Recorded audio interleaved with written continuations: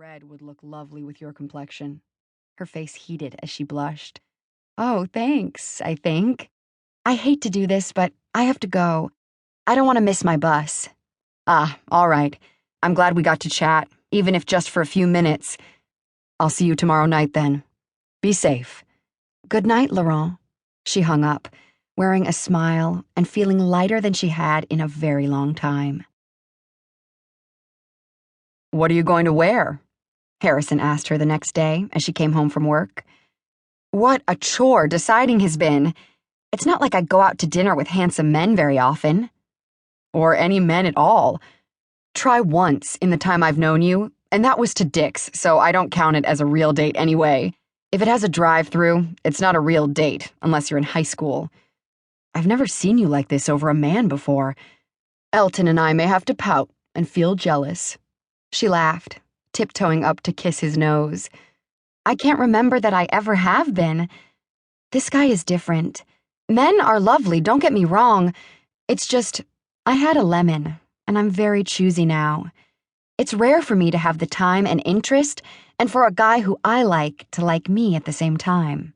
Like 2 years' worth of time, and even then it hadn't been very good. After her disastrous experience with Anthony, her rebound fling with the university professor when she'd first arrived in Seattle had been dry as toast. Laurent was different. He made her feel very sexy, brought out a side of her she didn't even know existed until she'd met him. Suddenly she felt sort of sex kittenish, and she liked it. I even went to that little lingerie store near the market and bought a few lacy things. She shrugged. Oh, and I hit the vintage shop on Broadway and found the perfect dress. Reaching into the bag, she pulled out a bundle of black and white and shook it. It was very 50s. It was black with a white cowl that came low over her breasts.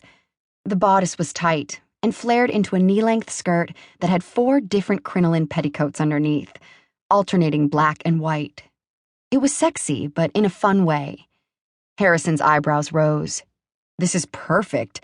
A little old-fashioned, a lot sexy. Do you think? It seems so pretty and feminine. I also have these great slingback pumps. Black, but the strap is white. I think that will go well. What are you going to do with all of that glorious hair? Oh, I know. Put it in a ponytail, high up on your head. It will still come to your middle back. Leave out a bit, and we can braid it, to wrap it at the base of the ponytail. Rain, you're going to look very beautiful. All of this fashion knowledge is totally wasted on a straight man, Elton said with a wistful sigh as he walked into the room. Ducky, we're going to make you up so lovely that this Laurent won't know what hit him. He smiled and looked at the dress admiringly. Good choice. Now let's get working, Cinderella. Laurent, are you leaving already?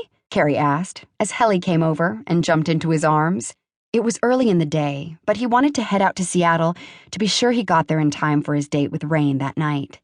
He couldn't believe how nervous he was. Not seeing her for a few days, knowing she existed, was driving him crazy. He ached to touch her, to hold her.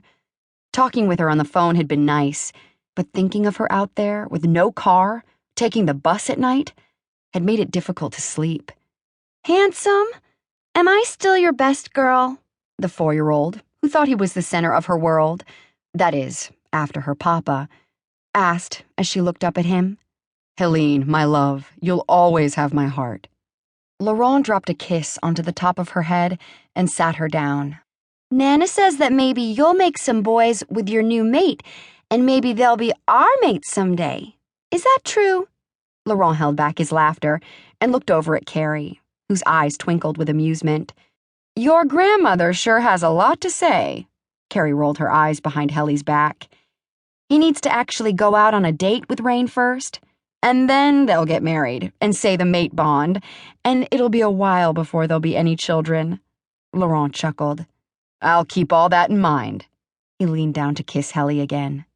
Good night, Ren. Helly. Sky, take care of Andreas. I'll see you all tomorrow. He turned to go. Since he was going to be out late, he planned to stay in the apartment that Andreas and Carrie owned downtown. He hoped he'd get a chance to wake up next to Rain. He needed her. He wanted her to need him.